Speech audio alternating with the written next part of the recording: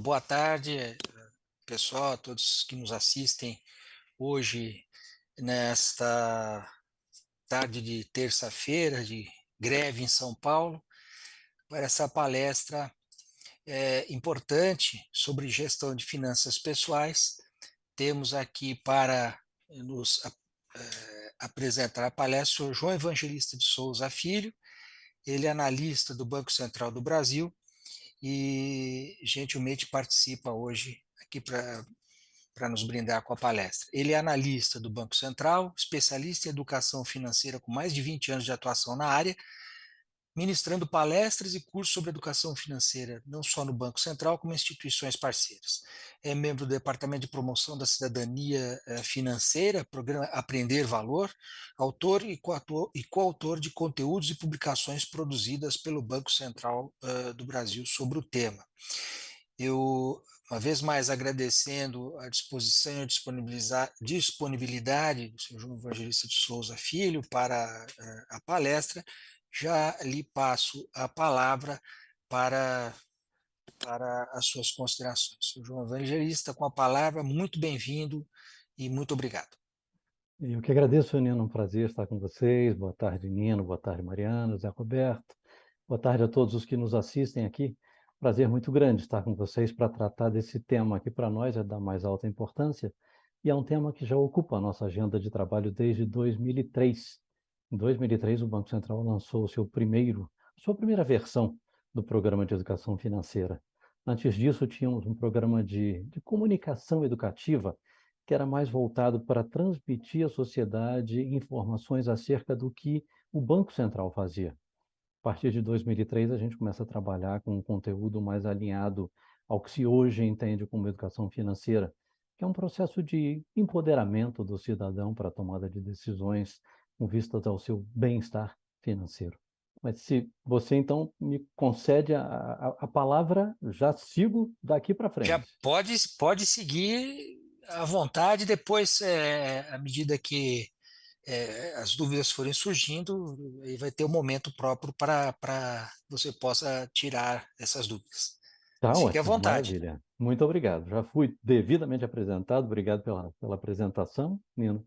Vocês estão vendo aí essa fotografia que aparece na tela de vocês, é do nosso prédio do Banco Central aqui em Brasília.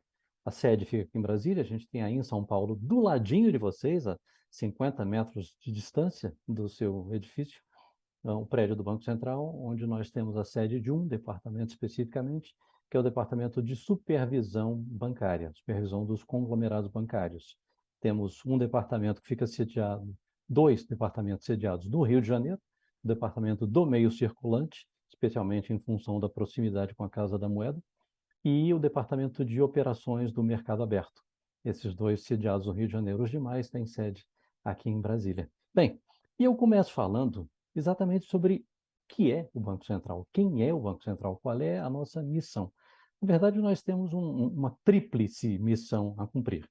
Em primeiro lugar, como qualquer banco central clássico do mundo, nós temos a obrigação de garantir o poder de compra da nossa moeda, manter a inflação sob controle por meio do exercício da política monetária. Aquilo que vocês veem no Jornal Nacional, nos jornais, na imprensa, Banco Central eleva a taxa de juros, Comitê do Banco Central se reúne e abaixa a taxa de juros.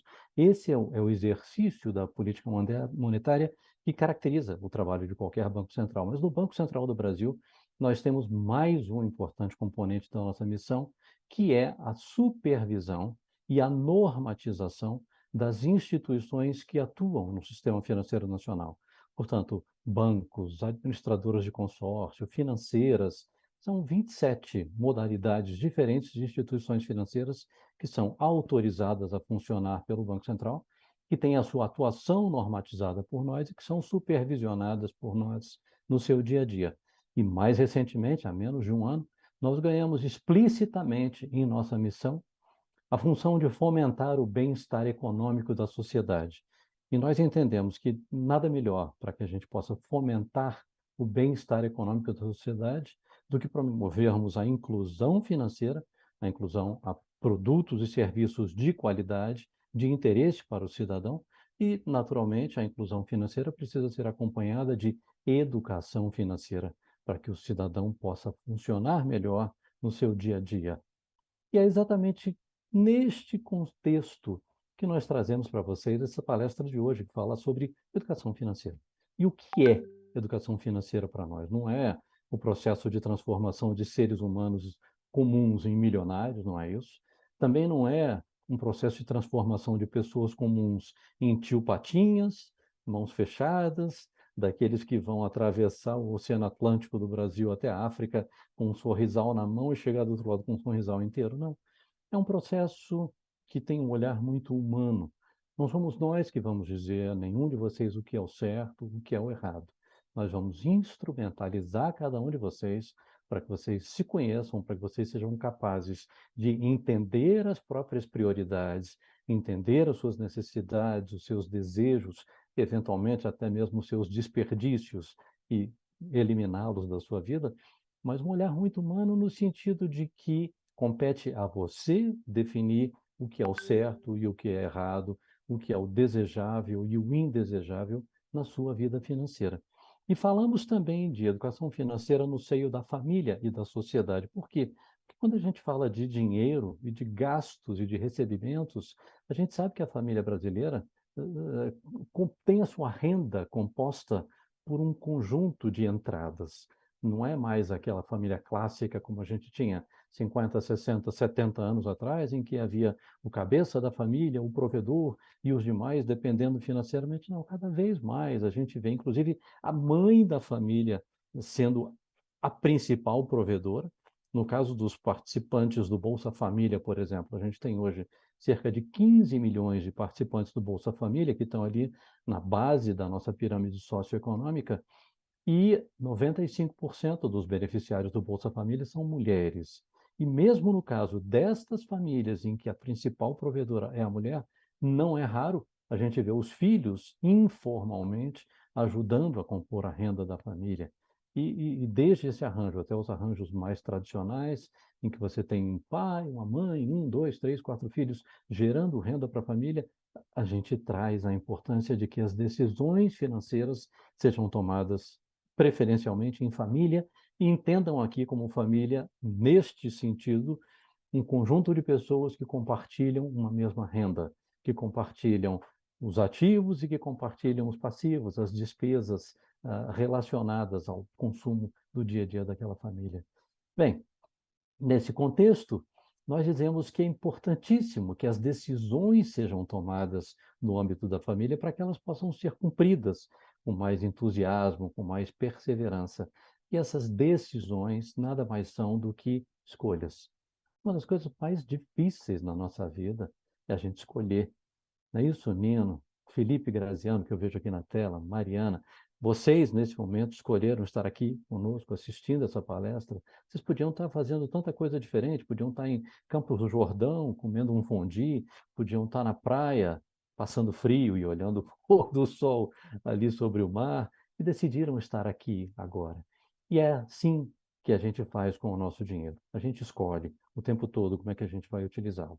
Um detalhe: a vida é feita de escolhas, sempre, conscientes ou inconscientes, e mesmo não escolher é uma escolha. Porque se você não escolhe, alguém vai escolher por você. E o que nós temos nesse processo de escolha? Nós temos uma balança em permanente equilíbrio dinâmico entre a razão e a emoção. E vejam que eu coloquei aqui o prato da emoção mais pesado, propositalmente, porque o prato da emoção é aquilo que está associado à diversão, ao imediatismo, ao consumismo, ou seja, tudo que é mais gostoso, tudo que é mais alegre na nossa vida está do lado da nossa emoção. Uma das principais ciências auxiliares da educação financeira, que é a psicologia econômica, ou a economia comportamental, diz que grande parte das decisões que nós tomamos no nosso dia a dia, não só com relação a dinheiro, não, mas com relação a todos os aspectos da nossa vida, são fruto do nosso inconsciente, quando muito do nosso subconsciente. Então, por isso, nós costumamos dizer que a educação financeira nada mais é do que um convite ao uso da razão, coisa que nem sempre a gente põe em prática. O convite ao uso da razão por meio do planejamento. Planejamento de uma maneira muito simples. O planejamento não é de uma empresa complexa, de um fluxo financeiro com milhares de entradas e saídas, não, não. A gente está falando de algo tão simples quanto fazer uma compra de supermercado. E aí eu pergunto a cada um de vocês que nos ouvem aqui agora, já lhes aconteceu alguma vez na vida de ir ao supermercado fazer compras sem ter levado uma lista? E quando chega no mercado, você compra coisa que não precisava, chega em casa, abre a geladeira e constata, eu já tinha isso, comprei e não precisava. Ou ainda, não comprei certa coisa que precisaria ter comprado, aí você tem que retornar ao mercado, tem que retornar à padaria, tem que retornar à feira, perdendo tempo, perdendo gasolina, perdendo dinheiro por falta de planejamento. Se você tivesse aberto os seus armários primeiro, aberto a sua despensa, aberto a sua geladeira, verificado do que você precisava, do que você não precisava, tivesse feito uma listinha, certamente esse inventário e essa preparação dessa lista te pouparia tempo e não faria com que você gastasse tempo adicional. Então, é planejamento neste sentido que a gente defende. E aqui eu trago um interessante exercício para vocês, só para a gente demonstrar um pouco dessa nossa racionalidade limitada. Eu vou pedir a cada um de vocês que nos assistem agora que façam de cabeça, por favor, não usem calculadora, que façam de cabeça essa conta. 1 vezes 2 vezes 3 vezes 4 vezes 5 vezes 6 vezes 7 vezes 8. Quanto vocês acham que é o resultado dessa conta? Se eu tivesse presencialmente com vocês, eu ia pedir, de fato, que cada um levantasse a mão e respondesse se a letra A, B, C ou D, mas agora, né, só na palestra online, eu quero só que você se concentre. Qual é o resultado dessa operação? E agora eu vou mudar o slide e vou pedir para vocês fazerem o resultado de uma outra operação. Esta aqui que está na tela. Muito rapidamente, sem usar a calculadora, qual você imagina que seja o resultado dessa conta? Aquelas mesmas 4 alternativas. E agora eu mostro algo interessante a vocês. Essas duas contas parecem absolutamente idênticas. E, de fato, do ponto de vista matemático, elas são absolutamente idênticas. O que há de diferente entre elas? A primeira conta começa com 1, depois vem 2, depois vem 3. A segunda conta começa com um número bem maior, 8. Depois vem o 7, depois vem o 6. E nós somos levados, por conta da forma como esses números estão ordenados, a achar inconsciente ou subconscientemente que o segundo resultado é maior do que o primeiro, quando na verdade essas duas contas são absolutamente a mesma coisa. É interessante quando a gente faz esta apresentação num auditório presencial, especialmente quando é com um número grande de pessoas, eu divido o auditório no meio, deixo metade do auditório com o olho fechado e peço para fazer uma conta e depois para fazer a outra conta. E a gente vê, não sem surpresa, que normalmente o resultado desta conta está ali entre a letra C e a D, enquanto o resultado desta conta está entre a letra B de bola e a C. Ou seja, um número maior de pessoas tendem a achar que esta conta resulta num número maior. Mas agora, a gente não está fazendo assim, a gente está fazendo um exercício diferente. E eu pergunto para vocês, qual vocês acham que é o resultado desse número? O número entre 2.000 e 10.000? Maior que 10.000? Muito bem. E conto para vocês. O resultado dessa multiplicação é este aqui. 40.320. Nino, você tinha noção que o resultado dessa conta era tão alto assim? Você achava que ia dar 40 mil? Eu tinha ido na D. Você tinha ido na B de bola, né? Não, na D de dado. Eu, Ah, eu na D de tinha. dado, pois é. É, Mas você sabia que ia chegar a um valor assim tão elevado? 40 mil? Você achava que ele ia ficar ali na casa dos 10, 15, 18 mil? eu achava que ia dar mais. É, tá certo, tá ótimo. O que a gente fica surpreso quando a gente faz isso É, aqui é que a gente vê que nos grandes grupos muita gente escolhe a letra A, letra B de bola, letra C de casa, e mesmo muita gente que escolhe a letra D se surpreende ao ver que o resultado dessa multiplicação é 40 mil. E a pessoa diz, meu Deus, mas é muita coisa. Eu não sabia que 8 vezes 7 vezes ia dar 40 mil. Pois é. A mesma coisa acontece quando a gente vai a um supermercado e a gente faz as nossas compras sem ter feito a programação, e quando chega para pagar no caixa, 1.500, 2.000 reais. O que eu estou levando aqui? Eu não estou comprando nada de especial para que essa conta esteja tão grande. É exatamente isso. Você não está levando nada de especial. Um somatório de pequenas coisinhas e de grão em grão a galinha enche o papo, e a tal da contabilidade mental que a gente faz nos trai. É assim que a gente se trai também com o resultado do nosso cartão de crédito mensal. Se a gente não faz o acompanhamento paulatino das nossas despesas, quando chega ao final do mês, você fala, esse mês eu vou ter aí 3, 4 mil reais de despesa de cartão de crédito, quando você vê o dobro, o triplo disso, você fica surpreso sem saber onde foi que você gastou, e de fato não foi nada extraordinário, foi apenas um somatório de pequenas coisas. Por isso que a gente insiste tanto na importância e na necessidade do planejamento. Na verdade, quando nós falamos de educação financeira, a gente trabalha com um tripé de elementos, que são o planejamento, a poupança ativa e o crédito responsável. A gente até brinca com um acrônimo: planejamento, poupança, crédito, PLAPOCRE. É esse PLAPOCRE que norteia a nossa vida financeira.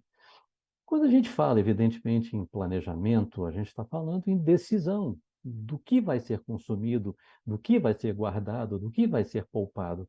Para que a gente possa ser capaz de decidir, a gente precisa levar em conta as nossas necessidades e os nossos desejos. Quais são as nossas necessidades?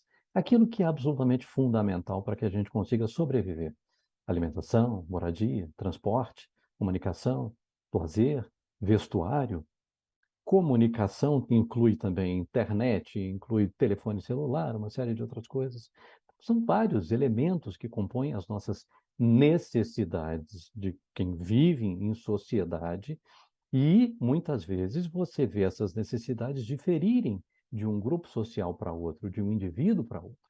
Nós estamos falando aqui com um conjunto de pessoas que trabalham em um tribunal, para quem é possível que usar um terno e uma gravata sejam uma exigência do seu trabalho.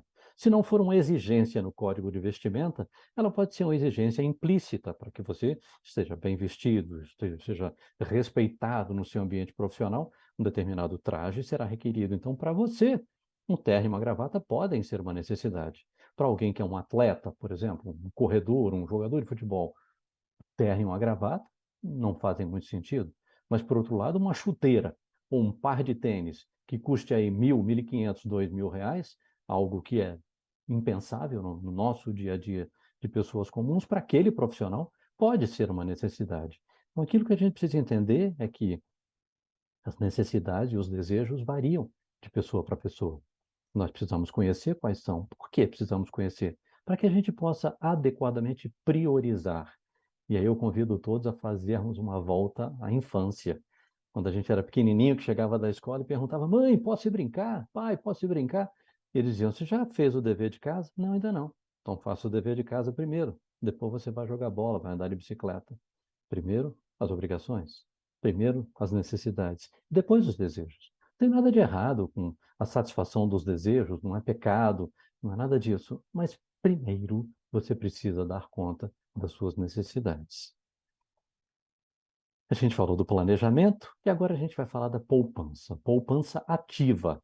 O que significa poupar de forma ativa? Significa poupar com um propósito, poupar com um objetivo, dar nome ao dinheiro. Não é apenas poupar para fazer como o tio Patinhas, que vê uma nota em cima da outra, uma moedinha em cima da outra, e se regozija, tem aquele prazer só de ver o dinheiro ali quietinho. Não, não, não é isso. É poupar para que a gente possa fazer frente às nossas despesas no futuro, desde o futuro imediato, desde uma reserva de emergência que pode precisar ser usada a qualquer momento, até o futuro mais distante da nossa aposentadoria. Então, é dar nome ao nosso dinheiro, estabelecer qual é o propósito daquele dinheiro que nós estamos guardando. E o que a gente entende como poupança? A gente entende como poupança guardar do dinheiro que nos sobra. É assim que a gente classicamente define poupança. Aquilo que sobrou depois da gente fazer frente às nossas necessidades e aos nossos desejos, a gente guarda para utilizar amanhã. Para quê? Em busca de segurança. Eu acabei de mencionar imprevistos, e a gente viu durante esse período de pandemia, por exemplo, muitos negócios sólidos, muitos empregos sólidos sendo perdidos por conta de um evento que não era sem precedentes na história, mas que não tinha acontecido na nossa geração. E a gente se surpreendeu, e muita gente teve imensas dificuldades. E por conta desses imprevistos, quem não tinha uma reserva de emergência sofreu mais, ou mesmo uma reserva de emergência para quem é um servidor do Estado, e aqui eu disse Estado com letra maiúscula, servidor federal, ou mesmo um servidor estadual, alguém que trabalha para o governo, que tem praticamente toda a certeza de que vai receber o seu salário em dia e que tem um plano de saúde, ok. Aí eu pergunto a você, seu plano de saúde cobre todas as suas despesas? Se você tiver necessidade de uma prótese, por exemplo, você vai ter essa prótese coberta pelo seu plano de saúde? É aquela prótese alemã, suíça, ou é uma prótese chinesa ou paraguaia? Ah, então talvez seja interessante você ter também o dinheiro guardado para um imprevisto, mesmo você tendo um plano de saúde. Não, mas o meu plano de saúde cobre tudo. Digo, ótimo. Ele cobre remédio também? Ah, é remédio não, pois é.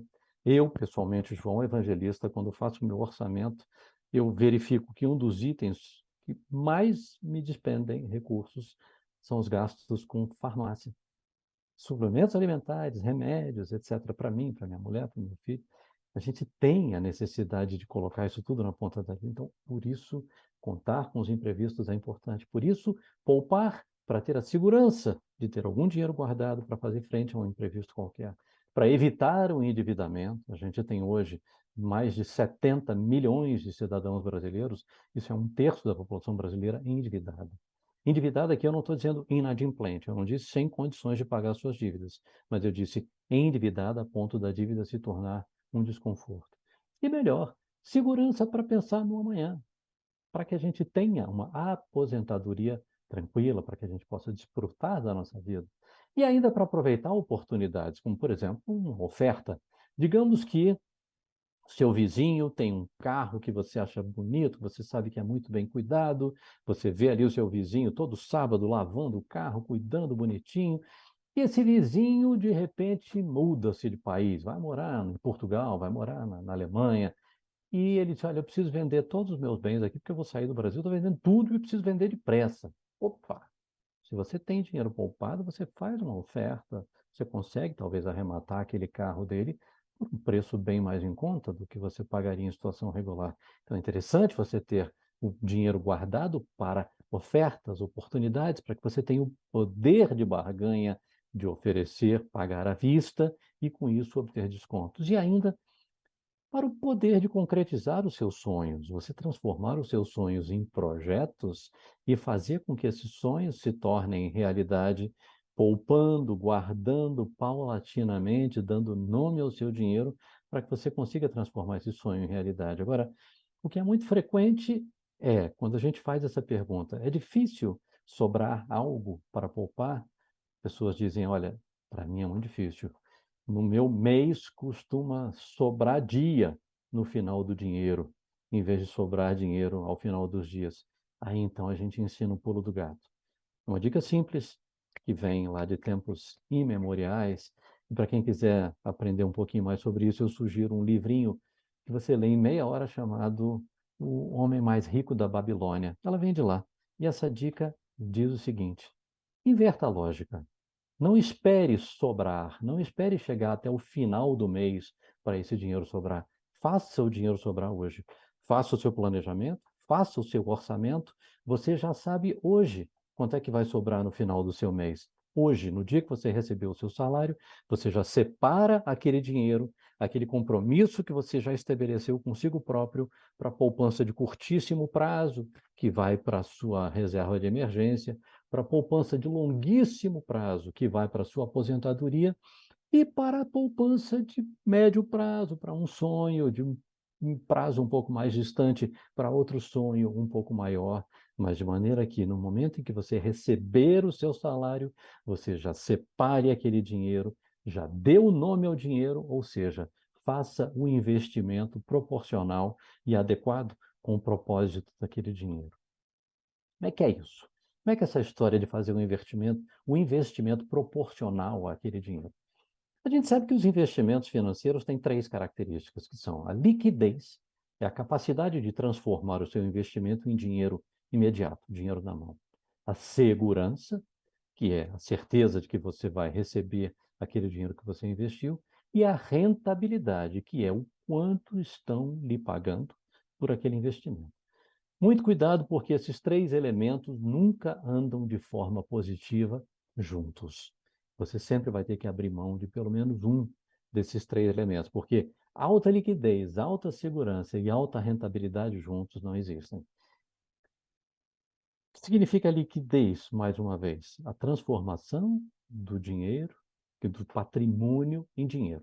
Então, sobre esse aspecto, eu pergunto para vocês: ter um imóvel, ainda que seja um imóvel excelente, muito bem localizado, para sua reserva de emergências, será que é um bom casamento? Eu diria que não, porque você não consegue transformar o imóvel em dinheiro vivo imediatamente. Mesmo que você aceite vendê-lo por um preço muito abaixo do preço do mercado, se você precisar de dinheiro agora para uma emergência, você consegue através do imóvel, porque o imóvel você vai levar algum tempo para vender, você tem trâmites burocráticos para cumprir, etc. Então, ele não é o mais adequado. Então, por isso que eu digo que é importante a gente verificar esses três elementos e promover o casamento entre o propósito do nosso investimento e essas três características.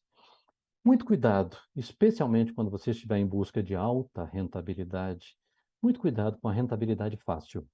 Nós vimos aí agora, nesses dias, o atleta Acelino Popó de Freitas, aquele lutador de boxe, vencedor de medalha de ouro em Olimpíada, passando por um problema seríssimo. Ele perdeu mais de $1 milhão no investimento em criptomoedas. Eu não sei o quanto ele entendia de criptomoedas, eu não sei se aquela empresa com quem ele estava investindo era uma empresa que estava realmente autorizada a atuar como uma empresa de investimentos.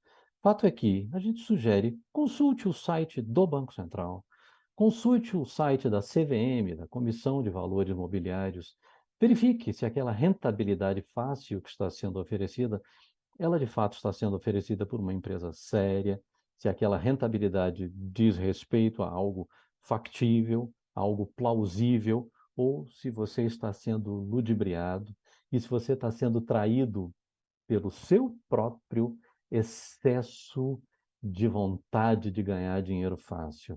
A gente precisa ter muito cuidado com aquela história da lei de Gerson, lá de antigamente. Eu gosto de levar vantagem em tudo, certo? Não, cuidado com isso. Não é levar vantagem em tudo assim a qualquer preço, não. Isso pode ser perigoso.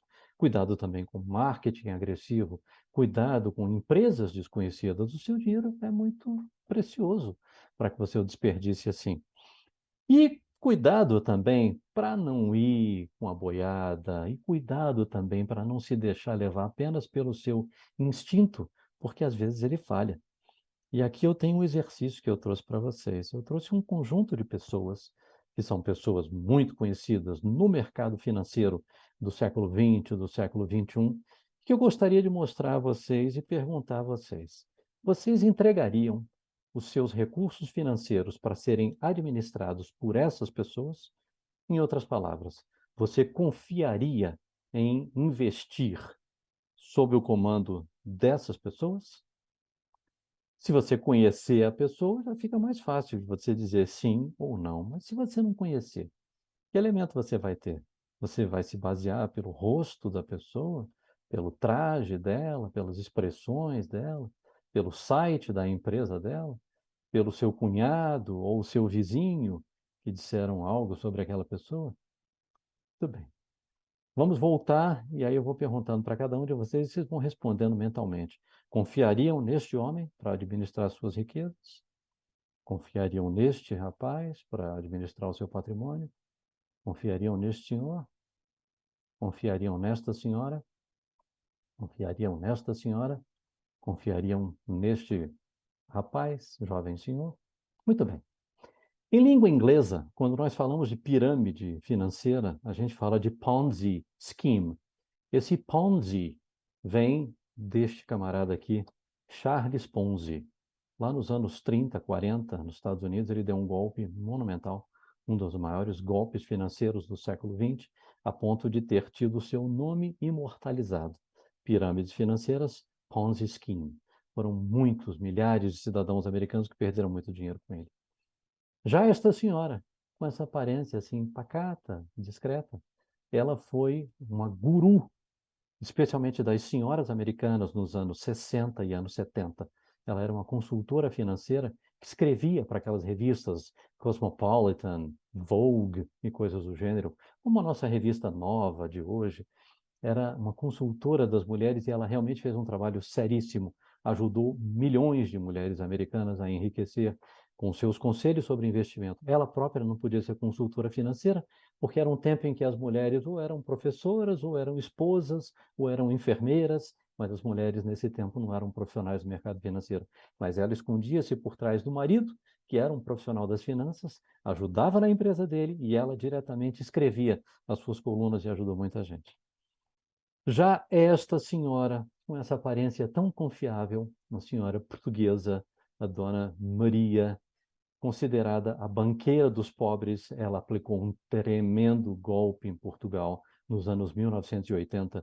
E quando eu digo um tremendo golpe, significa que autoridades do mais alto escalão dos poderes executivo, legislativo, judiciário foram ludibriadas pelo golpe que, intencionalmente ou não, esta senhora aplicou nos cidadãos portugueses. Ela trabalhava como se fosse um banco de investimento, sem jamais ter tido autorização do Banco Central para fazê-lo. Já este senhor, ele é o Peter Lynch. E o Peter Lynch é um dos grandes gurus do investimento. Quem investiu dinheiro no fundo desse senhor, em 15 anos, teve o seu patrimônio multiplicado dezenas, muitas dezenas de vezes. Seríssimo, não se sabe de qualquer mal feito dele até hoje, e ele tem um conselho muito importante para quem vai investir, que é o seguinte: nunca aplique naquilo que você não conhece. Entregue o seu dinheiro para quem você conheça, para aquele que esteja reconhecido pelo Banco Central, pela Comissão de Valores Mobiliários do seu país, e em produtos ou serviços que você conheça, que você saiba do que se trata. Este senhor foi objeto, inclusive, de um filme de bastante sucesso de Hollywood há pouco tempo, intitulado O Lobo de Wall Street. Ele nada mais é do que um lobo de Wall Street. Aos 25 anos de idade não tinha onde cair morto, aos 27 estava bilionário, aos 28 estava preso e com todo o dinheiro que ele ganhou devolvido para o Tesouro Americano. Hoje foi solto, delação premiada, etc. E está trabalhando como coach motivacional. E realmente esse camarada tem uma lábia que ele é capaz de fazer você vender a própria mãe para ele e ele ainda garante que vai pagar. Perigosíssimo, naquele tempo, hoje se diz regenerado, mas ainda assim, cuidado com aquela estampa, cuidado com aquela boa capacidade de expressão, porque ela pode ser muito perigosa. E chegamos a este senhor, o último da nossa lista. Esse senhor chamava-se, faleceu há poucos anos, Bernie Madoff. Se o nome não significa muito para vocês, eu convido vocês a assistirem no Netflix uma minissérie em 4 capítulos que fala sobre Bernie Madoff. Isso é o golpe de 64 bilhões de dólares. Este homem foi presidente da Bolsa de Valores dos Estados Unidos. Ele era consultor do governo americano para finanças. E este homem tinha 2 negócios paralelos. Ele tinha um negócio absolutamente lícito, absolutamente correto, uma corretora que trabalhava bonitinho, e em paralelo um outro negócio que lesou pessoas e deu um prejuízo de 64 bilhões de dólares. Então, tudo isso foi para dizer para vocês que esses rostinhos, em alguns casos mais, em alguns casos menos confiáveis, de acordo com cada um de nós, eles podem ser enganadores. Então, muito cuidado no momento em que você for aplicar o seu dinheiro. Verifique, consulte os órgãos reguladores, Banco Central, Comissão de Valores Mobiliários. Cuidado com o marketing agressivo, com a rentabilidade excessiva prometida. Muito bem. Damos aqui uma sugestão, um processo de bom investimento do seu dinheiro. Primeiro, defina o seu objetivo. É uma aplicação de curto prazo, de médio prazo, de longo prazo? Pense nos seus sonhos, nas suas necessidades e nos seus desejos.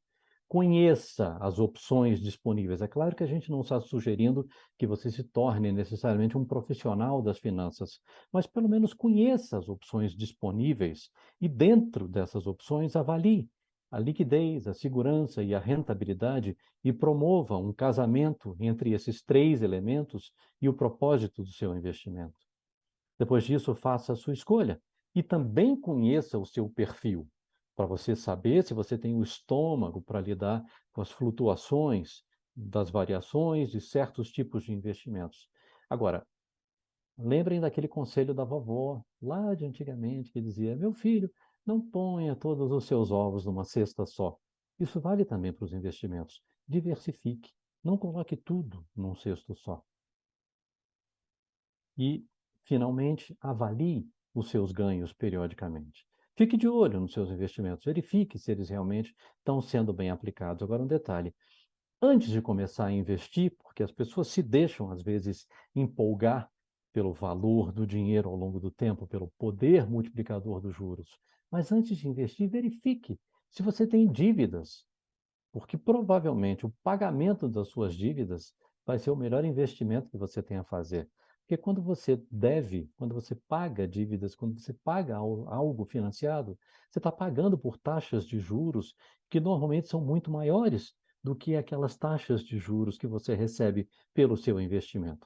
Afinal de contas, esse é um negócio bancário. O que é um banco? É uma instituição que faz a intermediação financeira, pagando rendimentos àquele que tem dinheiro para aplicar, mas rendimentos deste tamanho, e cobrando daqueles que não têm dinheiro e que estão tomando emprestado, juros deste tamanho. É este diferencial, que se chama de spread bancário, que faz com que o banco ganhe dinheiro de maneira lícita. Agora, naturalmente, dentro desse processo, você vai definir os seus objetivos, seguir esse fluxo. Eu tenho certeza que você vai conseguir ter sucesso com seus investimentos. Para quê que a gente faz esse processo todo? Para que a gente faz o planejamento? Para que a gente faz o investimento, o planejamento dos nossos investimentos? Para que a gente possa conhecer a nossa realidade.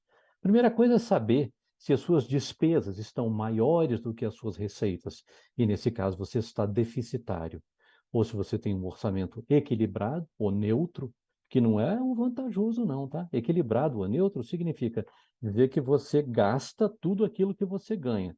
As suas despesas são iguais às suas receitas. Ou se você tem um orçamento superavitário. Isso aqui é o que a gente realmente busca. Aquele orçamento em que as despesas são menores do que as suas receitas, em que você gasta menos do que você ganha. Com isso, você pode separar dinheiro para os seus investimentos de curto, médio, longo prazo.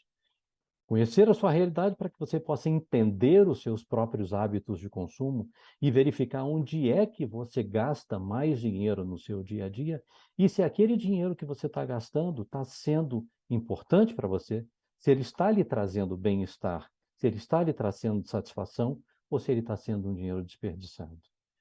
Além disso, esse processo de planejamento serve para que você defina as suas prioridades e os seus projetos em conjunto com aquelas pessoas que compartilham a sua renda, a sua família, para que você não tenha ninguém jogando contra, para que você não tenha ninguém remando para o lado contrário, que todos estejam caminhando juntos na mesma direção. Planejar e conhecer a sua realidade para que você possa organizar e tranquilizar a sua vida financeira, para que você possa administrar imprevistos, se não evitando-os, pelo menos contornando o impacto financeiro que esses imprevistos vão ter sobre você. E, finalmente, para que você possa atingir aquilo que é o propósito da educação financeira, é que você possa consumir cada vez mais e melhor, consumir de forma contínua e consciente daquilo que tiver importância para você, daquilo que lhe trouxer valor, daquilo que trouxer o seu bem-estar financeiro e o seu bem-estar em última instância, seu e da sua família. Falamos de planejamento, falamos de poupança ativa, vamos falar agora um pouquinho de crédito. Sem demonizar, a gente não vai dizer que crédito é algo que deve ficar fora da sua vida. Não, de jeito nenhum. Imaginar, se você é um industrial, se você é um produtor rural, como é que você vai ter condição de alavancar os seus negócios sem crédito, por exemplo? Agora, existe uma diferença muito grande entre o crédito produtivo, que vai ser aplicado com a finalidade de gerar mais dinheiro, e o crédito utilizado exclusivamente para o consumo. Vamos lá, por partes. Primeira pergunta que eu faço é: o que você faz quando você quer algo, quando você precisa de algo e não tem o dinheiro para pagar? O que você faz numa situação como essa? São basicamente duas as opções que a gente tem. Uma é você compra agora, sem dinheiro, e paga depois, usando o crédito. ou você poupa agora e deixa para comprar depois à vista. Existe aqui uma escolha intertemporal, uma troca intertemporal. É claro que se eu compro agora, eu começo a usufruir daquele produto ou daquele serviço agora. Se eu deixo para comprar na frente, eu só vou usufruir do produto ou do serviço na frente. E aí, qual será que é uma melhor alternativa? Vamos ver. Antes da gente chegar a essa pergunta de qual é a melhor das duas opções, é preciso que a gente deixe algo claro. Em finanças pessoais, toda escolha tem uma consequência, e essas consequências são os juros. E esses juros podem ter dois significados. Na visão de quem os paga, eles são o preço da impaciência. Porque eu quero agora, porque eu preciso agora, eu estou disposto a pagar juros a taxas mais elevadas. Já na visão de quem recebe, é uma remuneração por saber ou por poder esperar.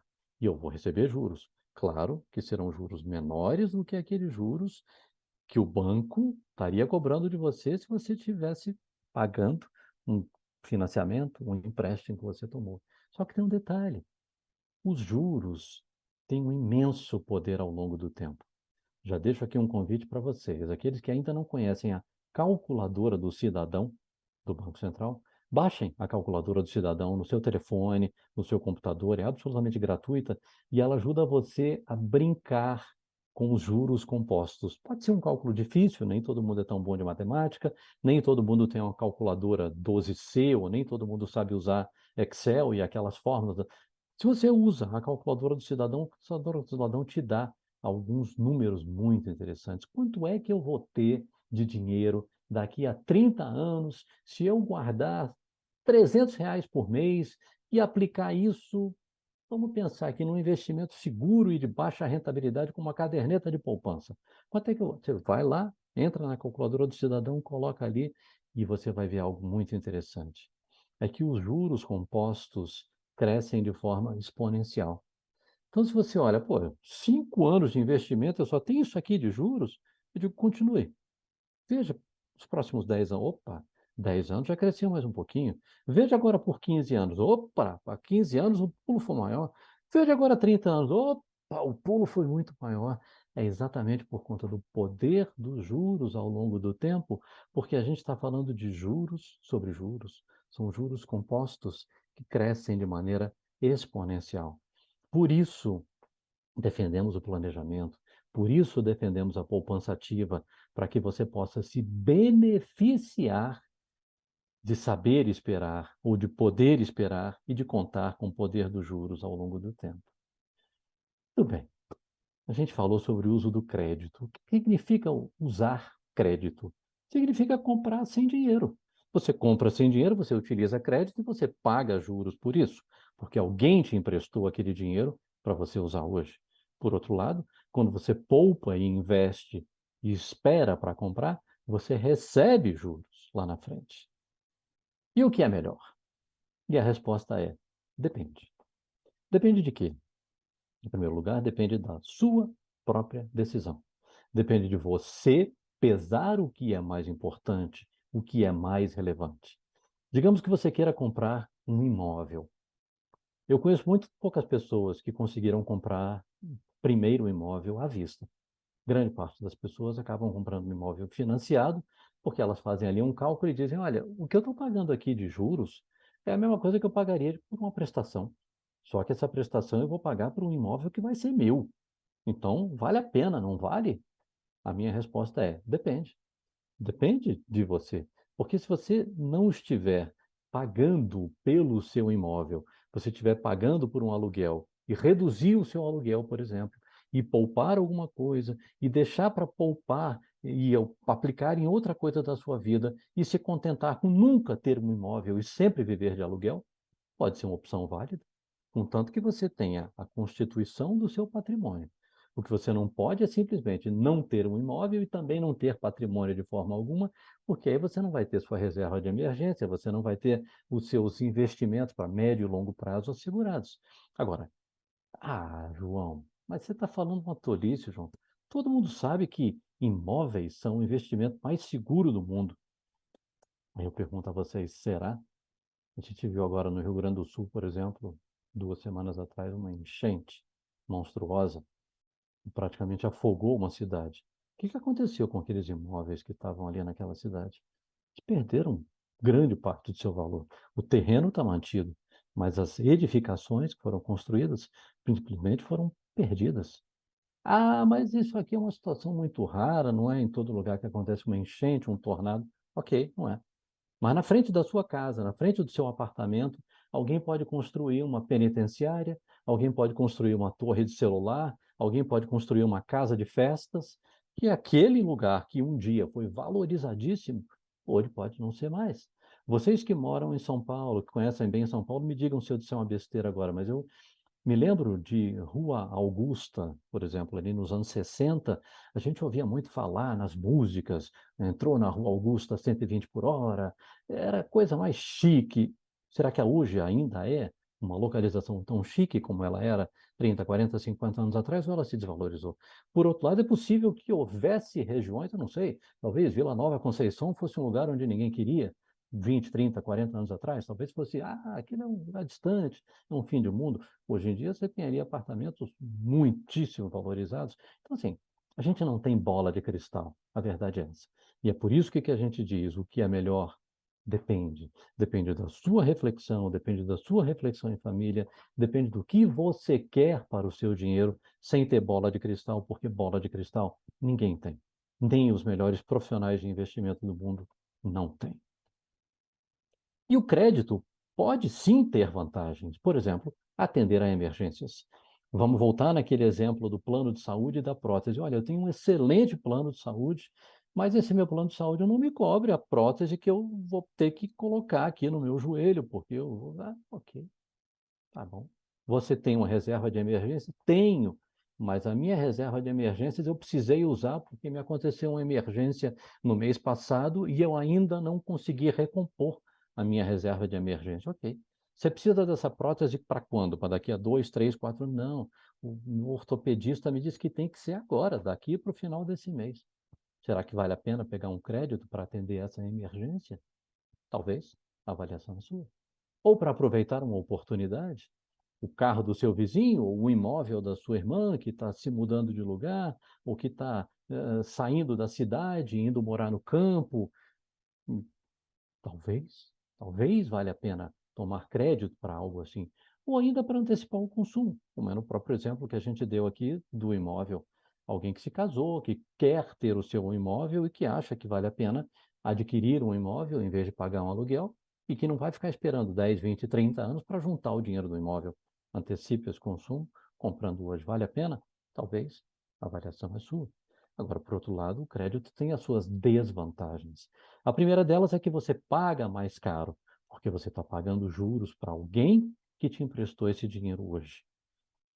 Outra desvantagem é que você compromete o seu consumo futuro. Quer dizer, como assim, João? Não entendi. É assim, vamos dar um exemplo concreto. Se o seu salário é um salário de R$ 1.000, você fez um financiamento e você tem R$ 200 em prestações para pagar, isso significa que quando você receber o próximo salário, no próximo mês, você não tem mais R$ 1.000 do seu salário para gastar. Você só vai ter R$ 800, porque R$ 200 já estão comprometidos com o pagamento das dívidas que você já fez hoje. É neste sentido que o compromisso futuro, que o comprometimento do seu consumo futuro pode, inclusive, ser muito perigoso. Porque quando as pessoas são um pouco menos controladas e não se dão conta disso, elas dizem, eu ganho X reais por mês, então eu posso fazer essa dívida. E no mês seguinte faz outra, e no outro mês faz outra, e depois mais outra, e acontece aquele efeito grão em grão, a galinha enche o papo que a gente mencionou. E é assim que se corre o risco do superendividamento.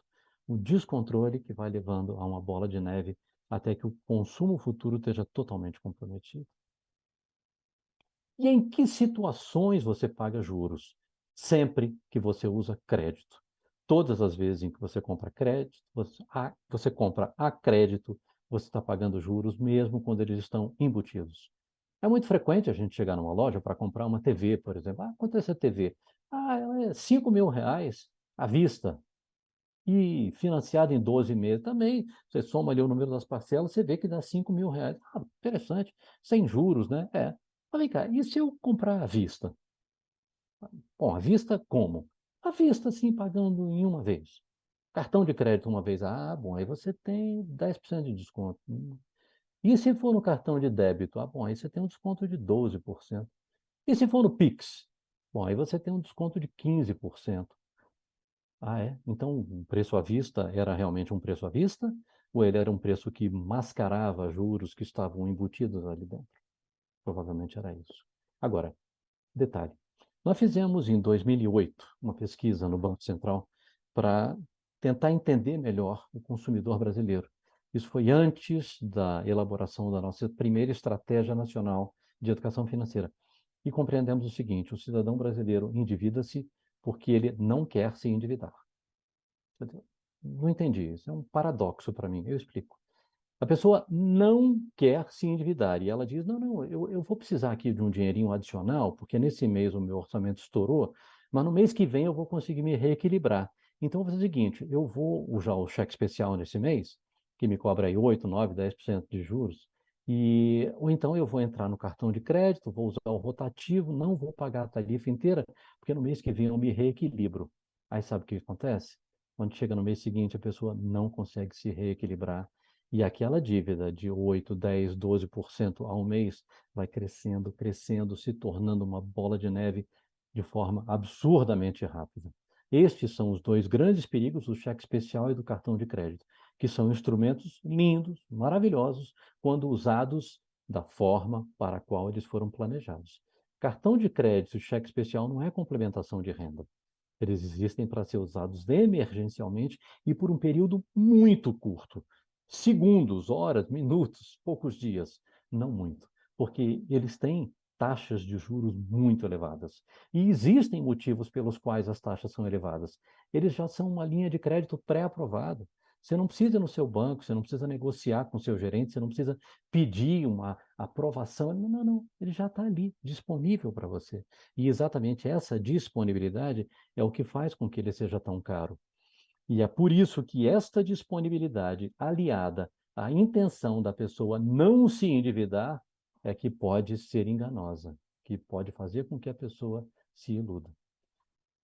Quando mais você paga crédito, quando você tem empréstimos, financiamentos, carnês e o pior dos mundos, quando você paga contas após o vencimento, especialmente quando você tinha dinheiro para pagar, quando você paga multas, quando você paga juros de mora, quando você paga encargos, IOF, uma série de outras coisas, por puro esquecimento, por pura distração, por pura falta de planejamento. Por isso, a nossa insistência é tão forte para que você ponha o planejamento em prática. Deixa eu dar um exemplo numérico do poder dos juros compostos. Esse não é um exemplo com valores atuais, tá? Os valores estão um pouco menores do que os valores que a gente vai encontrar no mercado, mas vocês vão entender já já qual é o meu propósito. Vejam uma máquina de lavar, uma geladeira e um aparelho de ar-condicionado com os seus valores à vista, em 12 prestações daqueles valores respectivos. Total a prazo é aquele que vocês veem nas bolinhas cor de salmão, cor de laranja. Se você comprasse à vista, quanto você economizaria? Você economizaria em cada um daqueles itens o que está ali na bolinha azul. Ah, é boa economia, mas não parece nada assim tão atraente, né? De repente, um casal jovem, recém-casado, que está montando a sua casa, pode achar interessante fazer essas compras de forma parcelada. Tá, vamos explorar um pouco mais esse exemplo. Comprando à vista, você paga R$ 3.780. Comprando a prazo, R$ 4.296. O que significa isso? Uma diferença de R$ 515. Só que vamos lembrar que dinheiro é uma moeda de troca. Dinheiro é um símbolo. Dinheiro não é algo que tenha significado por si só.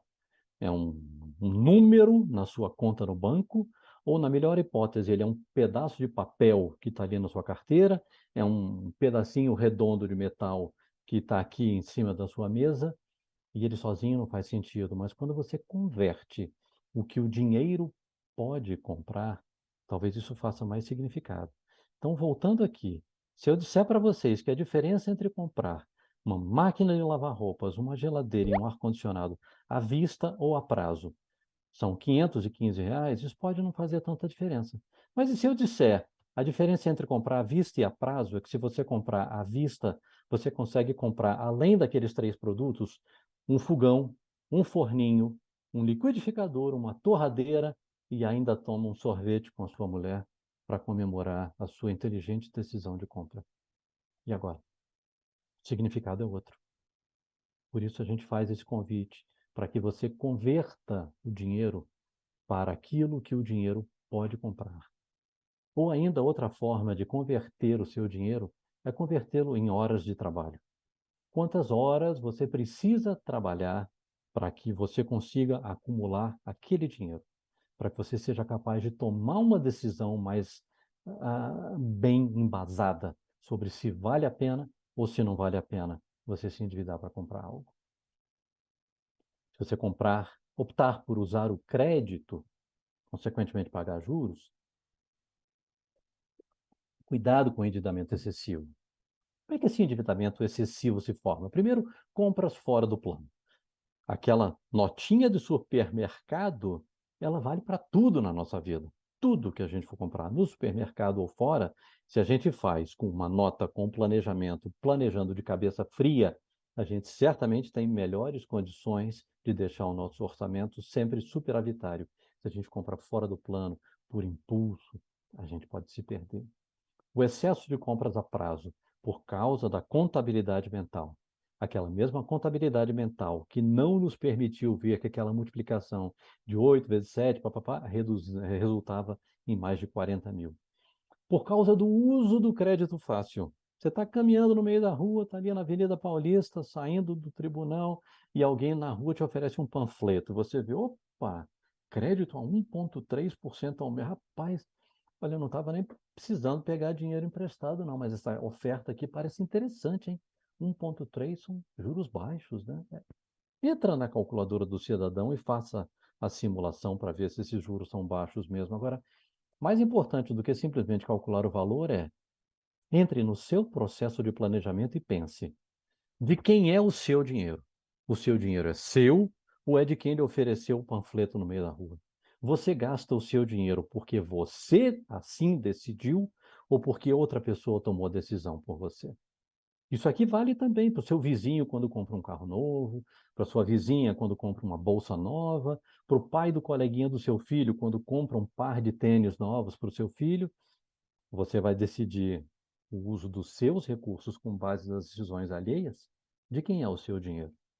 Ele é seu? Então, cuidado com esse uso do crédito fácil e mais. Cuidado com os gastos antes de receber. Em outras palavras, cuidado com o ovo dentro da galinha. É perigoso contar com o ovo dentro da galinha antes da galinha botar esse ovo para fora. Nino, na introdução dessa palestra de hoje, mencionou São Paulo em dia de greve. A gente sabe de greves, a gente sabe de greves, inclusive no setor público. Nós, no Banco Central, que a propósito estamos em campanha no presente momento, por uma valorização da carreira e por uma redução das assimetrias entre os nossos vencimentos e os vencimentos de outros servidores do setor público, nós tivemos ano passado um período de greve. Foram 30 dias em que a gente participou de uma greve e que a gente realmente deixou de receber o nosso salário durante 3 meses. E se alguém tivesse contando com aqueles gastos antes de receber o seu salário e quando chegasse ao final do mês não recebesse o seu salário? Então, até uma decisão como entrar em greve ou não entrar em greve, ela tem que ser pesada de acordo com as suas reservas de emergência, de acordo com suas finanças, para que você não se embanane, para que você não se atrapalhe. Um cuidado, porque mesmo servidores, aconteceu, por exemplo, com professores recentemente, professores do Estado e mesmo professores das redes municipais, que tiveram os seus salários atrasados em função de uma série de questões. Os servidores públicos, com estabilidade, com garantia de emprego, mas ainda assim tiveram atraso nos seus vencimentos. Então, muito cuidado com esses gastos antes de receber. Pagar ou receber juros? E eu posso mesmo receber juros? Pode, gente, pode. Se você poupa, acumulando seus valores no presente para utilizá-los no futuro e investe, Ou seja, se você aplica aqueles recursos que você poupou com a expectativa de obter ganho futuro, você pode sim receber juros, e esses juros vão ser muito significativos com o passar do tempo. Mais do que anotar receitas e despesas, planejamento é associado, está associado ao orçamento. O orçamento é um instrumento de planejamento. Ele não é um instrumento de registro só. A gente não está sugerindo que você fique simplesmente anotando as suas despesas num pedaço de papel, não. O que a gente sugere é que você faça um orçamento inteligente, verificando o seu ano inteiro e pensando em todas as despesas ao longo do seu ano, para evitar mais uma descoberta que a gente fez lá em 2008, quando a gente fez aquela pesquisa que eu mencionei para vocês, que é a de que grande parte dos orçamentos do cidadão brasileiro ficam no vermelho por conta dos imprevistos. Aí a gente vai perguntar, é mesmo? Que imprevistos te aconteceram? Olha, no começo do ano eu tive que comprar material escolar para o meu filho. Sim, e qual é o imprevisto disso? Todo começo de ano, seu filho precisa de material escolar. Não houve imprevisto. Houve uma falha no seu planejamento. Imprevisto não. Aniversário da sua mulher tem todo ano. Natal tem todo ano. Aniversário do seu filho tem todo ano. Dia das mães, dia dos pais tem todo ano. Um instrumento de planejamento é o orçamento, para que você possa pensar não só mês a mês, mas em pensar em todas aquelas despesas sazonais, IPTU, que vai vir ali no determinado mês do ano, o IPVA sobre o seu veículo, que vai vir em outro determinado mês do ano, e eles vão vir. E o que é que você pode fazer? Você pode planejar e você pode destinar recursos para o pagamento de cada uma daqueles itens. Lembram quando eu disse lá no começo que o poupar e investir dando nome para o seu dinheiro? Você pode fazer isso, você vai poupando mês a mês. Olha, meu IPVA vai vencer em janeiro do ano que vem. Ok, eu começo a poupar agora. Setembro eu vou poupar um pouquinho, outubro um pouquinho, novembro um pouquinho, dezembro mais um pouquinho. Quando eu receber o meu IPVA, eu pago o meu IPVA à vista. Qual a vantagem? Se eu pagar o meu IPVA à vista em vez de parcelar, eu vou obter um desconto aí de 5% no valor do meu IPVA. Cara, 5% é dinheiro, é bastante, é mais do que você conseguiria pelo seu investimento ao longo desse período. Então, vale talvez a pena você fazer aquele pagamento à vista, mas só se você tiver realmente juntado o seu dinheiro para conseguir fazer aquilo. Fica aqui o nosso convite, vamos colocar em prática, porque na teoria parece lindo, na teoria tudo parece fazer sentido. O problema é que a nossa racionalidade é limitada e a gente funciona muito na base do impulso, a gente funciona muito reagindo à sedução do mercado. E as propagandas são lindas, as embalagens são lindas, os rótulos são atraentes e o marketing é a ciência do demônio, gente. Eles não fazem mais uma pesquisa de bom gosto perguntando: Nino, Kleber, Vanderlei, vocês gostaram mais desse ou mais desse? Não é assim que eles fazem.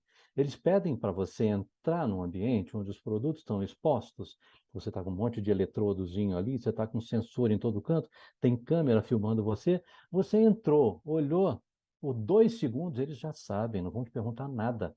Eles vão dizer, ué, pesquisa terminou, terminou. Deu errado? Não, deu certíssimo. Você já respondeu o que eu queria como? O seu cérebro piscou aqui, piscou ali, piscou ali, o seu olho brilhou aqui ou brilhou ali. Você responde assim porque você responde com o seu impulso, você responde com o seu lado quente, você responde com o lado da emoção na sua balança. E é por isso que a educação financeira é um convite à razão, ao planejamento, à tomada de decisões de barriga vazia, de estômago cheio, desculpe, de estômago cheio e de cabeça vazia, de cabeça fresca.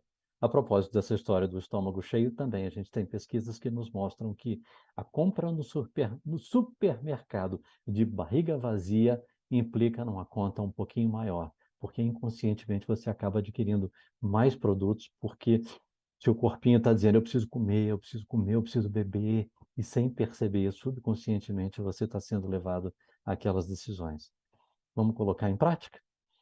Só para exemplificar, para a gente poder terminar a nossa conversa e ir aí para uma sessão de perguntas e respostas, eu vou mostrar para vocês um exemplo de um experimento que foi feito nos Estados Unidos há poucos anos atrás, pelo professor Dan Ariely, que é professor da área de psicologia econômica na Universidade Duke. Ele fez o seguinte: ele pegou um conjunto de 1.000 estudantes e distribuiu para eles um folhetim impresso em que ele dizia: olha, eu tenho aqui a assinatura de uma revista qualquer que seja ali do interesse. É possível que vocês tenham uma revista em comum que interesse a todos. Pensem nessa revista aí. Ou numa revista quatro rodas, Cosmopolitan, Nova Escola, sei lá. Pense em algo que lhe interesse. E você é confrontado com 3 opções. Você pode comprar essa assinatura anual dessa revista por R$ 159 para a versão online, acessível só pelo seu computador ou pelo telefone celular. Ou você pode pagar R$ 225 para receber essa revista impressa pelo correio, na sua casa ou no endereço que você determinar. Ou ainda uma terceira opção, que é você receber a versão online mais a versão impressa por R$ 225. Você vai dizer: ué, João, tá certo isso? Tá, é isso mesmo. Só impressa por 225 ou online mais impressa por 225. Opa! Vamos ver o que aconteceu com esses 1.000 alunos para quem o Dan Ariely distribuiu esse formulário. Como não seria diferente, apenas 16% dos estudantes preferiram a versão online. Ninguém quis a versão só impressa e a esmagadora maioria dos alunos, 84%, disseram: ah, eu quero a versão online mais impressa, já que ela custa o mesmo preço da versão impressa. Bom, então, considerando que ninguém quis a versão impressa, vamos fazer o seguinte: vamos ver com outro grupo de estudantes apenas 2 opções, que são online e online mais impressa. Vamos manter os mesmos valores, online por 159 ou online mais impressa por 225. Não tem aqui só a opção da impressa. Sabem o que aconteceu? Mostro aqui para vocês. Quando eram 3 opções, 16% só preferiram online. Quando foram apresentadas 2 opções, 68% preferiram só online. Quando eram 3 opções, 84% das pessoas quiseram online mais impressa. Quando foram 2 opções só, apenas 32% das pessoas quiseram a impressa. Por quê? Porque quando você apresentava 2 opções, aquele efeito do conseguir levar vantagem em tudo estava isolado. O sujeito vê: pô, bicho, online mais impressa, está o mesmo preço da impressa, então eu vou comprar online mais impressa que eu estou levando vantagem. É mera impressão de estar levando vantagem. Porque, na verdade, o que as pessoas desejavam em 68% dos casos era uma versão mais barata para ler online que estava suprida pela primeira opção. É apenas mais um de milhões de exemplos que a gente tem para dar no dia a dia do que o marketing pode fazer com você. Sempre lembrando que quem é dono do seu dinheiro? Se é você próprio, cuidado para não ser alvo fácil do marketing. Cuidado, planeje e tome suas decisões. Fica aqui o nosso convite para vocês conhecerem o nosso site na internet. Dentro do site do Banco Central, a gente tem Cidadania Financeira, www.cidadaniafinanceira.bcb.gov.br. Ali dentro vocês vão encontrar muito do que a gente conversou aqui e muito mais em vários formatos diferentes, formatos mais lúdicos, como um curso em desenho animado ou um videozinho curto de 5 minutos. E é legal para você trazer para casa, conversar com a família, conversar com a mulher, conversar com os filhos, conversar com o marido. E além desse convite para que vocês conheçam o Cidadania Financeira, eu quero fazer aqui a propaganda de um dos nossos produtos, que é o Aprender Valor. Aprender Valor é o programa de educação financeira do Banco Central para as escolas de ensino fundamental, escolas públicas de ensino fundamental.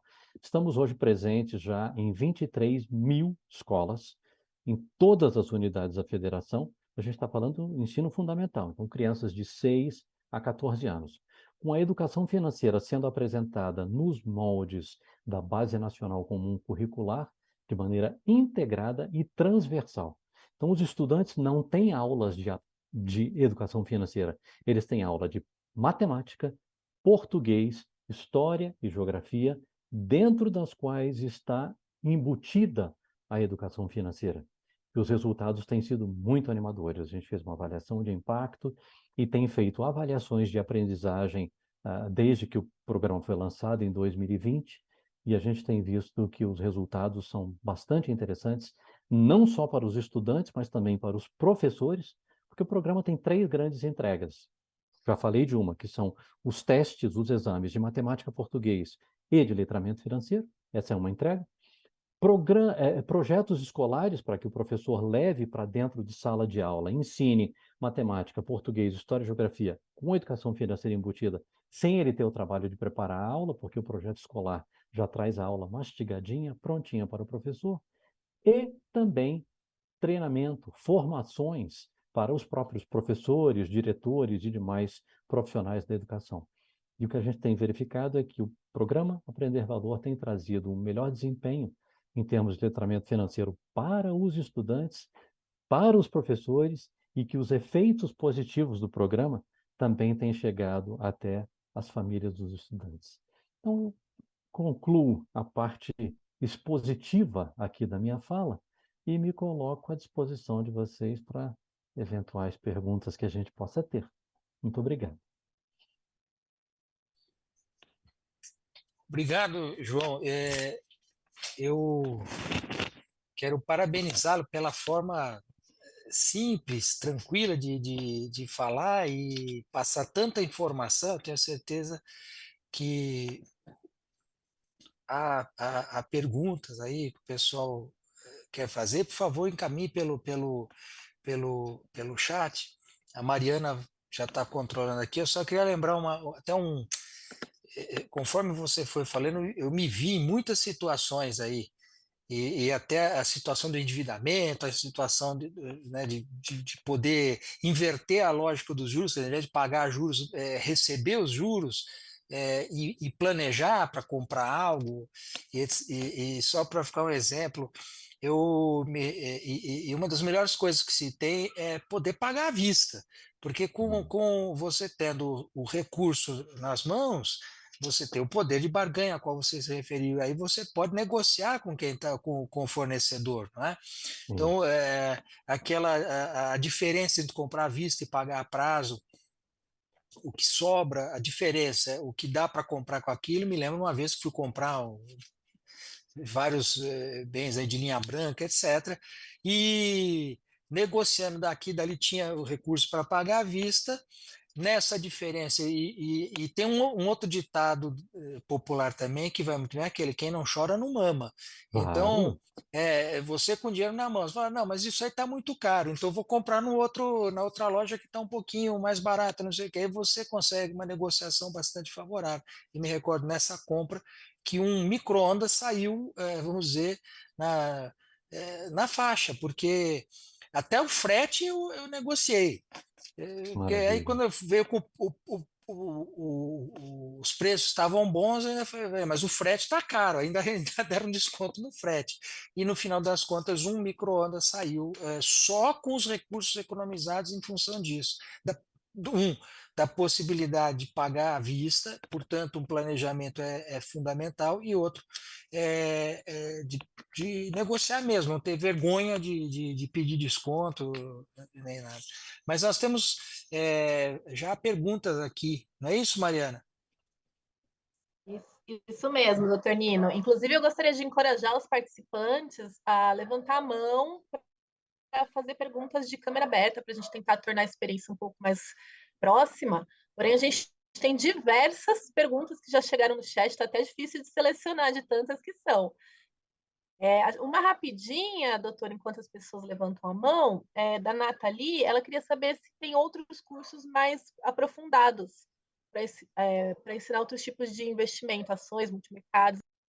Sim, nós, dentro do nosso site Cidadania Financeira, cujo endereço eu mostrei ali para vocês, a gente tem uma série de produtos disponíveis, inclusive 2 cursos que estão alojados no site da Escola Virtual de Governo, mas que são acessíveis a partir do nosso site Cidadania Financeira. E eu mencionei aqui algumas vezes a nossa Estratégia Nacional de Educação Financeira, mas eu falhei ao não sugerir o site da Estratégia Nacional, que é o Vida e Dinheiro.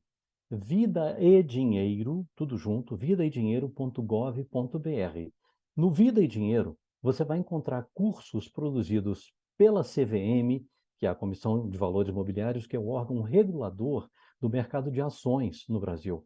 E a CVM tem muitos cursos muito ricos, muito interessantes, tratando dos investimentos no mercado de ações. Então, ali dentro do vidaedinheiro.gov.br, você vai encontrar assim, uma miríade de cursos e de conteúdos de interesse. Eu, João, agregaria também a isso que tanto o Banco Central quanto a CVM e outros órgãos do governo têm a sua rede social, então quem pode segui-los no Instagram e sempre vem umas informações muito interessantes, dicas e indicação para cursos. É isso aí. Perfeito, muito obrigado, mano. É isso aí, Vou Nino. ler, vou ler então mais algumas perguntas. Se alguém quiser levantar a mão e fazer a pergunta diretamente ao professor, será bem-vindo. A gente vai fazer aqui a triagem, né? E a moderação. Doutor, o Marcelo pergunta: qual percentual do salário é recomendado para fazer uma reserva de emergência? Marcelo, a gente evita dar fórmulas prontas. A gente sabe que o ser humano tem muita dificuldade de escolher, muita dificuldade de decidir. E aí, por isso, você vai ver muitos educadores financeiros fornecendo fórmulas prontas, dizendo X% ou o equivalente a tantos meses do seu consumo. Depende muito da sua estrutura de vida, depende muito da facilidade ou da dificuldade que você tenha para reunir recursos, mas, de um modo geral, o que se vê os educadores financeiros recomendando é que você tenha uma reserva de emergências que corresponda a 6 vezes o seu salário, ou seja, meio ano de salário. Mas, de novo, eu digo, pessoalmente, o que a gente busca fazer aqui no nosso programa de educação financeira do Banco Central é um pouquinho mais trabalhoso, mas é mais efetivo, é levar cada participante a refletir sobre a sua própria situação, pensar o que poderia ser uma emergência na sua vida. E aqui eu dou algumas dicas. Eu falei muito da questão da saúde, mas existem outros exemplos que podem ser citados, como, por exemplo, um carro. Aí você fala, João, mas isso aí é básico, porque todo mundo faz seguro hoje em dia. Eu digo, sim, mas se lembre que você tem a franquia. E a depender do carro que você tenha, a sua franquia pode ser uma franquia elevada. Ela pode corresponder a um mês de salário líquido, dependendo do veículo que você tenha.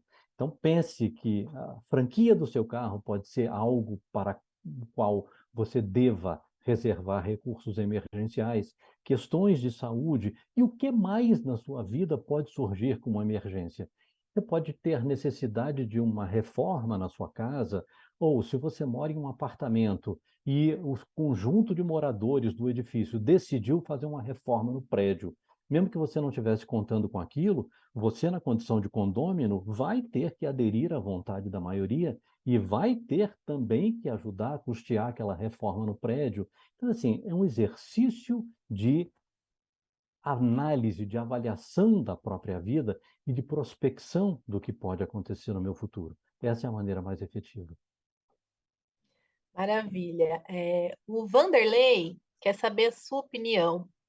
Ele diz que muitos estão vendendo imóvel para aplicar o valor apurado no mercado de ações. Ele quer saber se isso é uma vantagem. Vanderlei, primeiro, eu pessoalmente tenho muita dificuldade com questões como essa, quando você me pede a minha opinião. Eu não posso dar a minha opinião porque, neste momento, eu represento o Banco Central do Brasil com a minha fala. Mas o que eu posso fazer é compartilhar com você a minha situação pessoal, a minha decisão, o que foi que eu fiz na minha vida. Digo para você, eu estou completando 60 anos agora no final do ano, se Deus quiser chegarei lá inteirinho, cheio de saúde, E tenho 30 anos de Banco Central, mas eu tive uma vida pregressa antes do Banco Central. Eu sou arquiteto e urbanista e dou muito valor à arquitetura, dou muita importância à decoração de ambientes.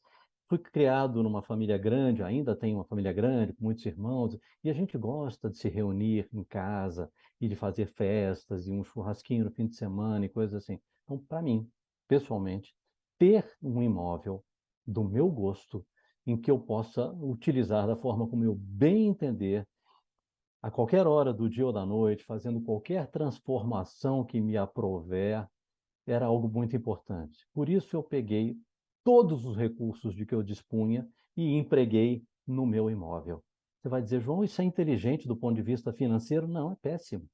É péssimo porque se eu quiser me desfazer desse imóvel por um motivo qualquer, eu vou ter, primeiro, uma dificuldade, porque ele é um imóvel com maior valor agregado, e a este imóvel eu fui somando um conjunto de coisas para minha finalidade, para o meu bem-estar, que não representam valor em termos de comercialização disso. Então, assim, não é uma decisão baseada no valor financeiro do imóvel, mas na qualidade de vida que este imóvel me traz. E aí tem um ponto, e aqui eu me permito, inclusive, opinar, porque essa é a nossa posição institucional. O que importa não é quanto dinheiro você tem, ou quanto patrimônio você tem, o que importa é a sua segurança e a sua qualidade de vida combinadas. E eu, na minha vida pessoal, consegui conciliar ambos.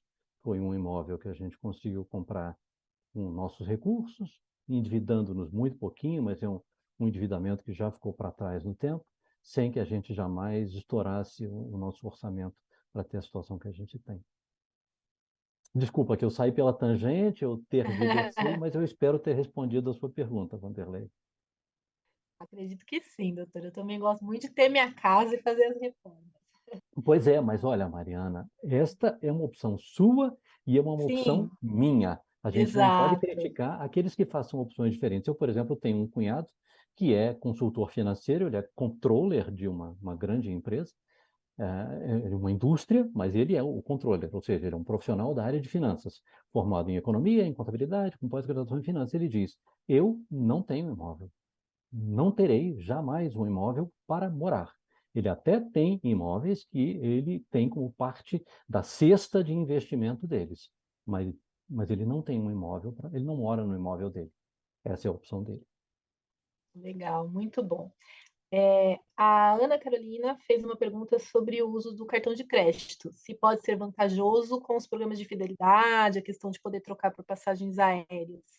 Vamos lá. Ana Carolina, brigadíssimo pela sua pergunta, muito importante. Primeiro, programas de fidelidade, eu acho que eles são uma das maiores fontes de desperdício da face da Terra, porque muito frequentemente a pessoa adquire uma anuidade de um cartão de crédito pagando caro por aquela anuidade, porque ele oferece um programa de milhagem X, Y, Z, e muitas vezes acaba nem usando aquelas milhas, acaba até mesmo perdendo aquelas milhas. Então, isso é algo que você precisa levar em consideração. Agora, o cartão de crédito, se bem utilizado, é extremamente inteligente.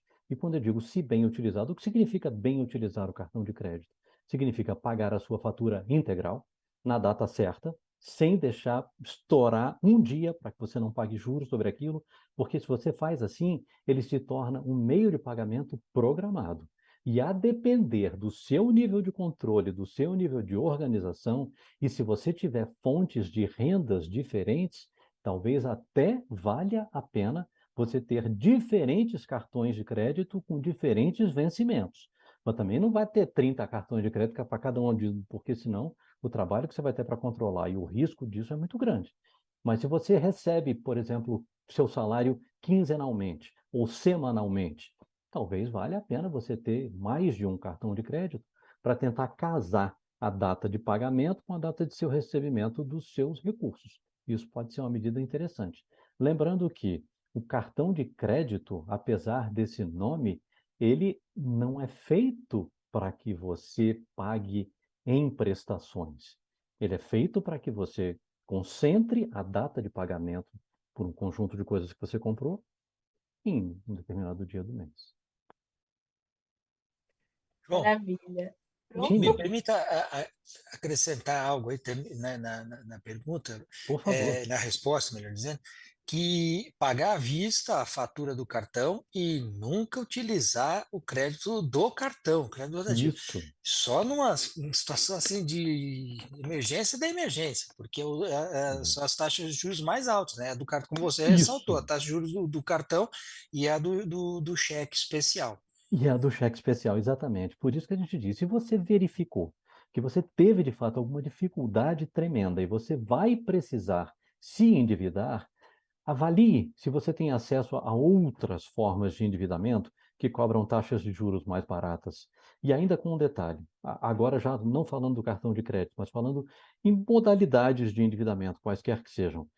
Pense sempre que quando você alonga uma dívida no tempo, mesmo que você tenha uma taxa de juros baixa, aquele longo período ao longo, ele faz com que o valor dos juros vá se acumulando, vá se somando. Então, prefira pagar as suas prestações sempre no prazo mais curto possível, de acordo com sua capacidade de pagamento, se for preciso endividar-se. Mas perfeito seu comentário, Nina, muito obrigado. Acho que dá tempo de mais uma pergunta. Só lembrando a todos que a gente tem o canal do YouTube, EMAG TRF3, para quem quiser ver, assistir o vídeo da palestra depois. Eu vi que algumas pessoas perguntaram, então já fica aí a resposta. E, Mariana, Vou desculpa ler. te interromper, mas para dizer que a gente fica também à disposição para responder a posteriori quaisquer perguntas, tá bem? Ótimo, muito bom. Aí pode ser por e-mail, né, doutor? Sim, sim. O Ricardo Mesquita pergunta se a sugestão de algum aplicativo que seja objetivo, simples e eficiente para gestão orçamentária, pessoal cotidiana. Pois é, isso é uma questão muito interessante. Eu sugiro que você pesquise o que existe disponível, porque, claro, a gente está conversando agora com um público diferenciado, um público que tem total letramento digital, mas muito frequentemente as pessoas dizem: ah, eu não faço meu orçamento porque eu não sei mexer com planilha. Então, faça um pedaço de papel, pega ali um saco de pão e vai fazendo entradas e saídas. O importante é que você faça. Agora, eu realmente sugeria que você buscasse, existem muitos aplicativos disponíveis e, de novo, eu compartilho a minha experiência pessoal. Como eu já disse agora há pouco, eu sou da geração antiga, old school, então o que eu faço é um conjunto de planilhas que eu mesmo preparei para a minha finalidade, inclusive porque eu nunca vi um aplicativo que me permitisse categorizar as coisas como eu categorizo. Só para dar um exemplo. Eu fui a um restaurante e fiz uma refeição. Como é que eu lanço isso? Depende do propósito. Se ela foi uma refeição com os colegas de trabalho, eu lanço aquilo como despesas associadas ao trabalho. Se ela foi uma refeição com a minha mulher e com meus filhos num fim de semana, porque a gente precisava comer e não tinha comida em casa, eu lanço aquilo como alimentação. Se eu coloco aquilo com meu primo, com quem eu de vez em quando vou almoçar ou jantar, tomando um vinhozinho, eu coloco aquilo como lazer, entendeu? Então, é importante que a gente tenha essa flexibilidade para que a gente possa fazer os nossos lançamentos de uma maneira que ele permita uma rápida visualização e uma rápida análise para a gente saber como é que a gente está gastando o nosso dinheiro. Ótimo. O Ricardo Araújo pergunta se existe padronização dos grupos de receitas e despesas para realizar o orçamento dele, como, por exemplo, habitação, transporte e alimentação. Então, isso que eu acabei de dizer já é uma introdução para a sua pergunta, Ricardo. Eu acho que a melhor categorização é aquela que fizer sentido para você. Aquela que realmente for significativa, porque a gente vê muitas vezes as pessoas fazendo agrupamentos, e isso é o que eu, por exemplo, desgosto em muitos dos aplicativos. Eles fazem um agrupamento que não faz sentido na minha vida. E a vida de cada um de nós tem as suas particularidades. Então, a minha sugestão é que você faça as suas adaptações para aquilo que realmente faça sentido para você e para sua família. Muito bom. Para finalizar, vou fazer uma última pergunta rápida. A Andrea pergunta onde que nós devemos guardar a nossa reserva de emergência, se na poupança é um bom local. Então, vamos lá. Uma coisa importante, obrigado, Andréa, por essa sua pergunta. Você me lembrou algo importantíssimo que eu tinha esquecido de dizer. Quando a gente fala em caderneta de poupança, a gente sabe que ela não é o investimento com o maior retorno. Aí muitas pessoas dizem, mas isso é em função da segurança. Então, vou contar para vocês uma coisa. Existe algo no Brasil chamado Fundo Garantidor de Créditos para os bancos e Fundo Garantidor de Créditos Cooperativistas para as cooperativas de crédito, que é um valor que protege depósitos hoje de até R$ 250 mil em algumas modalidades de investimento. Caderneta de poupança é uma delas, CDB é outra delas, RDB é outra delas, letras de crédito agropecuário, letras de crédito imobiliário, todos esses recursos têm exatamente a mesma proteção da caderneta de poupança, que são R$ 250 mil. Então, se um banco fale e você tinha ali aplicado até R$ 250 mil, você recebe isso em poucos dias do Fundo Garantidor de Crédito. Agora, a caderneta de poupança é igualmente protegida como esses outros instrumentos que eu citei. E um detalhe, existe uma outra modalidade muito interessante de investimentos, que são os títulos públicos do governo brasileiro, comercializados por meio da plataforma do Tesouro Direto.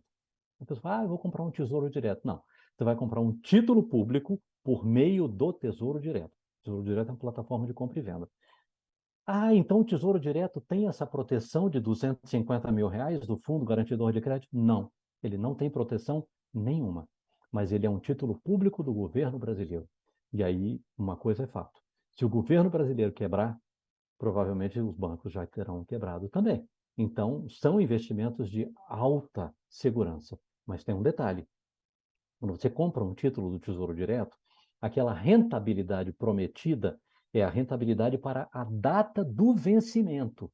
Mas, como você está falando de um fundo para emergências, é possível que você precise sacar aquilo antes de esperar a data do vencimento. E aí, se você sacar aquilo antes, você pode sim vender. Só que você não tem garantia nenhuma de qual vai ser a sua remuneração no dia que você for vender. Porque no dia que você for vender, quem vai determinar o preço é o mercado. Pode ser que naquele dia esteja um pouco menor, um pouco pior, e você não consiga esperar até a data do vencimento. Então, por isso, para uma reserva de emergência, o Tesouro Direto talvez não seja a melhor alternativa. Mas aí a gente falou de caderneta de poupança, CDB, RDB, letras de crédito agropecuário, letras de crédito imobiliário.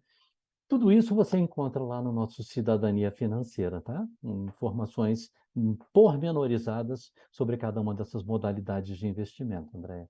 Obrigado pela sua pergunta. Nino, acho que extrapolamos aqui o nosso horário, né? Pois é, estamos aqui passando um pouquinho, mas eu quero, antes de encerrar, João, agradecer uma vez mais a disposição, a disponibilidade de falar para a gente. Eu acho que é um tema muito importante. Sem dúvida, há perguntas que muito interessantes. Eu leio o chat, muito interessantes, que poderiam ser respondidas, vão ser passadas para sua apreciação oportunamente. E esse eu diria até que é um tema introdutório, porque até das perguntas vê que há um interesse assim grande sobre onde investir, como investir, Que bom. e fica até já a nossa como uma proposição para conversas futuras promovidas aqui pela EMAG. Eu Previamente aceitas já. É um Muito prazer. obrigado. E porque penso que eu também tenho mais ou menos a sua idade e também sou do old school, e a old school, como a nossa, viveu num período de inflação bastante elevada. E as pessoas não tinham a cultura da poupança, do investimento, não vamos usar a palavra poupança, né? Aquilo do planejamento de longo prazo, era tudo muito Imediatista. rápido, muito imediatista. Com a estabilização da moeda no país, essas coisas começaram a mudar. A gente teve variações, a inflação subiu, desceu, mas já é possível permitir. E as gerações atuais, acredito que muitos dos que estão aqui são assim, tem que. E nós mesmos da Old School temos que aprender, reaprender isso e investir. Eu fiquei aqui com vontade de dar palpite em várias, em várias das perguntas, mas eu me contive. É, E fica, então, o compromisso nosso da escola de trazer fazer outros eventos em que possamos aprofundar um pouco mais alguns aspectos aqui, para que a melhor decisão seja tomada sempre. E até por uma razão, nós também somos servidores públicos, né? E a gente passa um período que não tem jeito, não adianta, as coisas não se resolvem apenas com o aumento dos vencimentos. A gente quer sempre, lógico, mas aumentos reais. Só que para fazer o poder de compra do nosso recurso aumentar, nós precisamos adotar estratégias, e uma delas é essa pela qual passamos hoje, do gerenciamento das finanças e do planejamento. Então, mas fica aqui, depois os investimentos, como ganhar recursos, como fazer com que os nossos recursos, aquilo que a gente põe né, na, no fundo de emergência, ou o planejamento para a compra de um imóvel, de um automóvel, etc., seja o que for, de uma viagem, seja melhor remunerado. Então, esse fica para uma outra oportunidade. Eu quero agradecer a todos que nos assistiram, a Mariana, o Zé Roberto, da EMAG, todo o pessoal da EMAG que deu apoio, e especialmente a João Evangelista, uma vez mais. E João, as portas da EMAG estão abertas para, já com o compromisso já aceito de voltar para tratar de aprofundar um pouco mais isso no sentido do que investir. Tá bom? Maravilha. Muitíssimo obrigado. Eu que agradeço, um prazer enorme estar com vocês. Muito obrigado e até a próxima. Até a próxima, Obrigada. então, gente. Uma boa noite a todos e a todas. Tchau, Boa tchau. noite, até a próxima.